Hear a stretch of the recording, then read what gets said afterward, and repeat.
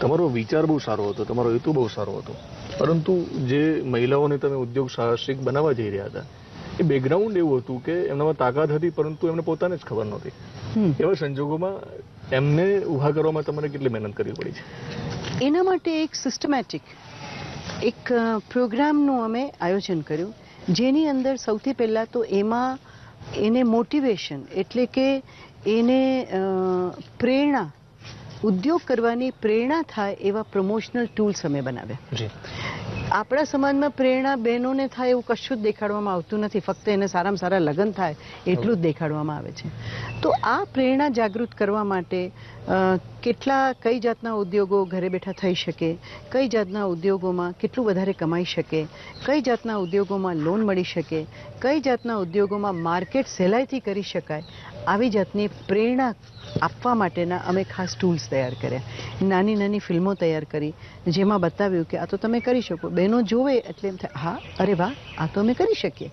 એટલે હું ના કરી શકું માંથી હું કરી શકું ના વિચાર તરફ અમે પહેલા એમને લઈ ગયા. તમે મેડમ કીધું છે પ્રમાણે દરેક સ્ત્રી એના શાહ નથી હોતી, પરંતુ દરેક સ્ત્રીમાં એક જો ક્ષમતા હોય છે, જો એને કેળવણી આપવામાં આવે, એને તાલીમ આપવામાં આવે, તો તમે હમણાં જ વાત કરી છે કે આપણો ઇન્ટરવ્યૂ જે મહિલાઓ જોતી હશે એને પ્રશ્ન થશે કે મારે પણ કરવું છે, ચલો એમને વ્યવસાય કરવો છે, તો એ કઈ રીતે તમારી સંસ્થા સુધી આવી શકે છે? અહીંયા આવ્યા પછી જે ટ્રેનિંગ છે એ કઈ રીતે મેળવી શકે છે?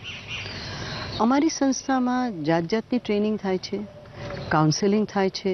કેટલી બહેનો એવી આવે છે, અમને ખાલી એટલો પત્ર લખે કે બેન અમારે કંઈક કરવું છે, તો અમે એમને ફોર્મ મોકલીએ કે શું કરવું છે, તો કે અમને ખબર નથી.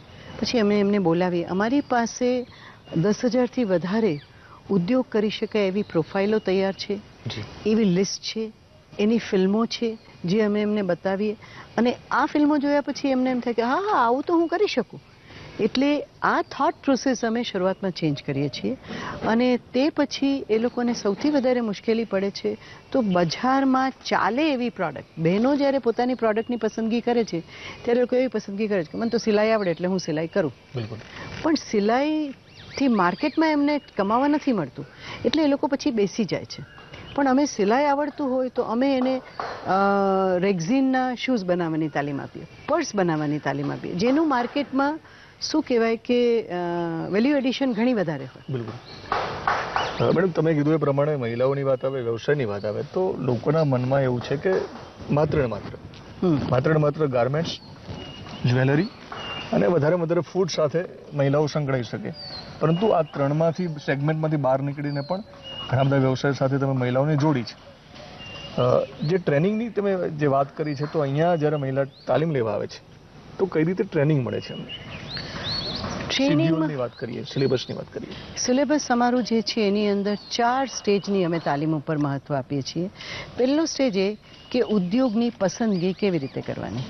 એ પસંદગી કરતી વખતે માર્કેટના કયા મુદ્દાને ધ્યાનમાં રાખવાનું, ફાઇનાન્સના કયા મુદ્દાને એટલે કે પૈસાના કયા મુદ્દાને ધ્યાનમાં રાખવાનું, કમર્શિયલ એટલે કે બજારના કયા મુદ્દાને ધ્યાનમાં રાખવાનું, અને પોતાની પર્સનલ કેપેબિલિટીને ધ્યાનમાં રાખવાનું. આ 4 મુદ્દામાં કેવી રીતે ધ્યાન રાખીને પ્રોડક્ટની પસંદગી કરવી એ અમે એને શીખવીએ છીએ. પછી બીજો મુદ્દો એ છે કે એકવાર પ્રોડક્ટની પસંદગી કરી તો પછી એ પસંદગી પછી એમણે કયા મશીન લેવા, ક્યાંથી રો મટીરિયલ લેવું, ક્યાંથી લેન્ડ લેવી, ક્યાંથી બિલ્ડિંગ લેવું, ભાડે લેવું કે બનાવવું, મશીન લેવા તો કેટલા મશીન્સ લેવા, કાચો માલ લેવો તો કેટલો લેવો, ક્યાંથી લેવો, એ અમે શીખવાડીએ. અને એની ગણતરી કરતાં શીખવાડીએ કે એક દિવસમાં તમે કેટલું પ્રોડક્શન કરશો, તો મહિનામાં તમે કેટલું પ્રોડક્શન કરશો, એ માલ તમે બજારમાં કેવી રીતે વેચશો. અને તે પછી અમને ગણતા શીખવીએ કે આટલું પ્રોડક્શન કર્યું ને આટલું વેચ્યું તો કયા ભાવે વેચશો, એ ભાવે વેચશો તો તમને કેટલો પ્રોફિટ થશે એટલે કેટલો નફો કરશે. એટલે એ નફાકારકતા શીખવે. જ્યારે બહેનોને એ શીખવામાં આવે ત્યારે એને તરત ખબર પડે છે કે ઓ આ શર્ટ હું 120 રૂપિયામાં બનાવું છું, હું સહેલાઈથી 160 રૂપીઝમાં વેચી શકું છું. અને તરત એમને પ્રોફિટ દેખાવાનો ચાલુ થાય છે. તે પછી અમને એ શીખવીએ છીએ કે આ તમે બિઝનેસ પ્લાન બનાવ્યો તો તમે જો બેંકમાં જાઓ તો તમારે આ બિઝનેસ પ્લાન બેંકને આપવો પડે, નહીં તો તમને લોન મળે નહીં, અને લોન વગર બિઝનેસ થાય નહીં. તમારી હાજરી છે, તમારું માર્ગદર્શન છે, લોન કઈ રીતે મળે પણ તમે સમજાવો છો, પરંતુ સરકારનો ખૂબ અગત્યનો રોલ હોય છે જે તે રાજ્યમાં. માત્ર ગુજરાતની વાત કરીએ તો તમે પ્રયત્ન કરો છો તમારી તરફથી પ્રયત્ન થઈ રહ્યા છે. ઘણી બધી મહિલાઓને પોતે વ્યવસાય પણ કરવો છે, પરંતુ સરકારના જે નિયમો છે, અત્યાર સુધીનો જે સપોર્ટ છે, આજે વીટીવીના માધ્યમથી તમે શું કહેવા માંગો છો કે સરકારે કેટલું કર્યું છે અને શું કરવું જોઈએ? હું એવું કહીશ કે વિમેન એન્ટરપ્રિનરશિપ કે એન્ટરપ્રિનરશિપ, જેને ઉદ્યોગ સાહસિકતા કહેવાય, it is not possible in isolation. એ એકલા પોસિબલ જ નથી. એના માટે સરકારની પોલિસી જોઈએ. જે પોલિસી છે એ સ્મોલ એસએમઈ એટલે કે સ્મોલ મીડિયમ એન્ટરપ્રાઇઝ માટે છે, પણ વિમેન માટે કોઈ સ્પેસિફિક નથી. હવે શરૂ કર્યું છે કે ભાઈ 1 લાખ રૂપિયા સુધીની તમારે લોન જોઈતી હોય તો અમે તમને આપીશું, અને 51% પાર્ટનરશિપ હોય તો અમે તમને 1% લોન અને 1% ઇન્ટરેસ્ટ રેટ ઓછું આપીશું. એટલું જ થયું છે. પણ જ્યારે બહેનોને રજિસ્ટ્રેશન કરવાનું છે, કોઈ સહાય નથી. એ લોકોને ટેક્સીસ લેવાના છે, કોઈ સહાય નથી. એટલે લીગલ ધોરણ ઉપર કોઈ જાતના સહાય નથી. જી, ઓફકોર્સ મને પ્રેસિડેન્ટ એવોર્ડ પણ મળેલો છે કે બહેનો માટે મેં કામ કરેલું છે. કઈ સાલમાં એવોર્ડ મળે છે એ વાત કરશો? 2009માં પ્રતિભા પાટીલ દ્વારા એવોર્ડ મળેલો છે. જી. અને એમાં એટલા માટે કે બહેનોને આર્થિકતા તરફ લઈ જવા માટેનું યોગદાન મારું ઘણું મોટું રહ્યું છે. તમે એવોર્ડની વાત જ બીજા નીકળી દેશ છે, તો એવોર્ડની વચ્ચે વાતો લઈ લઈએ છીએ કે કયા બીજા એવોર્ડ પણ તમને મળ્યા છે? અવોર્ડ્સ તો ઘણા બધા મળ્યા છે. બેસ્ટ એન્ટરપ્રિનરનો ઇન્ટરનેશનલ એવોર્ડ મળેલો છે. આપણા મોદી સાહેબ તરફથી બેસ્ટ વિમેન ડેવલપમેન્ટનું કાર્ય કરવા માટે અમારી સંસ્થાને એવોર્ડ મળેલો છે. સંયુક્ત રાષ્ટ્ર સંઘ એટલે કે યુએનમાંથી અમારી સંસ્થાને સેન્ટર ફોર એક્સલન્સ તરીકે ગણાવવામાં આવ્યું છે, કારણ કે અમારું કાર્ય ઘણું જ ઇફેક્ટિવ રહ્યું છે. એ સિવાય અત્યારે અમને બેસ્ટ પ્રોજેક્ટ મેનેજમેન્ટનો એવોર્ડ મળેલો છે આઈપીએમ તરફથી. હમણાં જ 6 મહિના પહેલાં ટાઈમ્સ ઓફ ઇન્ડિયાએ બેસ્ટ શું કહેવાય એને લવાસા વિમેન ઓફ ધ યર એ મળેલો છે, જેની અંદર એમ કે જે woman with a lot of strength, એટલે એ એવોર્ડ મળેલો છે.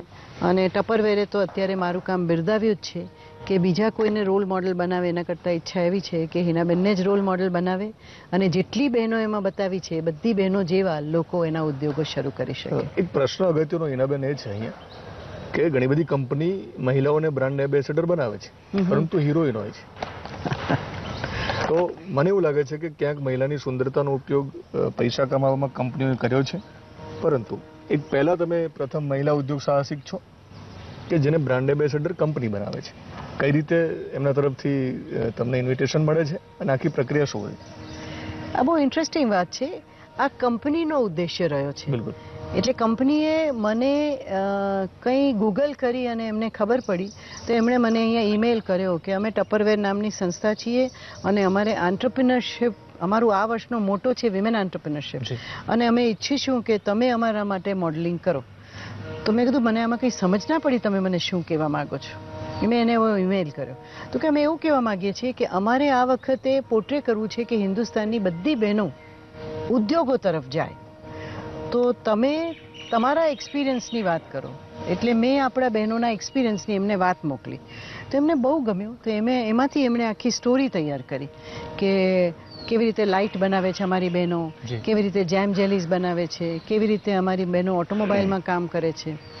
અને એમણે એમ કીધું કે તો હિનાબેન અમે કોઈ બહારનાને લઈ આવીએ, તમે એમને કર્યા છે તો અમે તમને જ ના બતાવીએ, કે જેથી લોકોને ખબર પડે કે કંઈ આ ઓરિજિનલ હીરોઝ છે જે લોકો ખરેખર કામ કરી રહ્યા છે. બિલકુલ. So I am very thankful to Tupperware for that. એનો મતલબ એમ છે કે આપણામાં એવી શક્તિ રહેલી છે કે આપણી સાથે કોઈ હોય તો સામેનો વિકાસ થવો જોઈએ, અને એ રીતે પ્રેરાય અને મેં આ કાર્ય શરૂ કર્યું કે જો હું ઉદ્યોગ ચલાવી શકું તો તમે કેમ નહીં.